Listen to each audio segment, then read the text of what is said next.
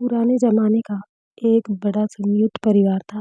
हवेली जैसी बड़ी कोठी में 3 पीढ़ियाँ एक साथ रहती थी। घर का हर काम बड़ी बहू सुशीला के इशारों पर चलता था।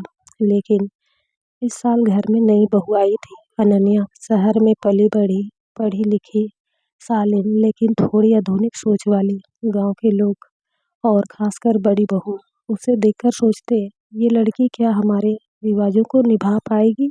शादी के दूसरे ही दिन सुबह सुबह जब बड़ी बहू रसोई में घी के लड्डू बना रही थी, अनन्या ने धीरे से कहा, माँ जी, अगर हम सबके लिए हल्का और पौष्टिक नाश्ता बनाए तो कैसा रहेगा? आजकल डॉक्टर भी कहते हैं ज़्यादा घी तेल सेहत के लिए अच्छा नहीं होता। सारा परिवार चुप। बड़ी बहू ने तिरछी नज़र से देखा। बहू, यहाँ खानदान की रीत चलती है, ना कि शहर की डॉक्टर की बातें। अनन्या चुप हो गई। उसने सोचा यहाँ बदलाव लाना आसान नहीं होगा। कुछ हफ्ते बाद अनन्या ने देखा कि घर के बच्चे मोबाइल में गेम खेलते खेलते दिन भर चिड़चिड़े रहे हैं।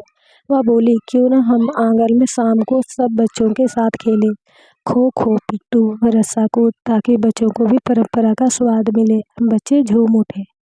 लेकिन बड़ी बहू फिर भड़क गई। ये बड़े लोगों का काम है बहू, आंगन में दौड़ने कूदने से इज्जत घटेगी। अनन्या फिर चुप रही, पर बच्चों की हंसी उसके पक्ष में बोल रही थी। एक दिन घर में बड़ा संकट आ गया। दादाजी की तबीयत अचानक बिगड़ गई। डॉक्टर ने कहा इनकी शुगर और ब्लड प्रेशर कंट्रोल नहीं है, अब इन्हें सख्त परहेज की जरूरत है। बड़ी बहू परेशान, हम तो हमेशा घी दूध खिलाते आए हैं, अब क्या करें? तभी अनन्या आगे आई। माँ जी, मुझे मौका दीजिए, मैं दादाजी की डाइट और दवा का ध्यान रखूंगी। अनन्या ने सुबह दादाजी को योग सिखाना शुरू किया। रसोई में सबके लिए नए नए व्यंजन बनाए, कम तेल ज़्यादा पोषक, लेकिन स्वाद वही देसी। धीरे धीरे दादाजी की सेहत संभलने लगी। वो हंसकर कहते, अब तो मुझे नई बहू के हाथ का खाना ही चाहिए। पूरा घर चकित रह गए। एक दिन पूजा के समय बड़ी बहू ने सबके सामने अनन्या को हार पहनाकर कहा, आज से तुम सिर्फ इस घर की बहू नहीं, इस घर की नई धड़कन हो। तुमने हमें सिखाया कि परंपरा और नई सोच मिलकर ही घर को आगे बढ़ाती है। आज से ये घर सिर्फ दीवारों का नहीं, बल्कि तुम्हारे दिल का भी है।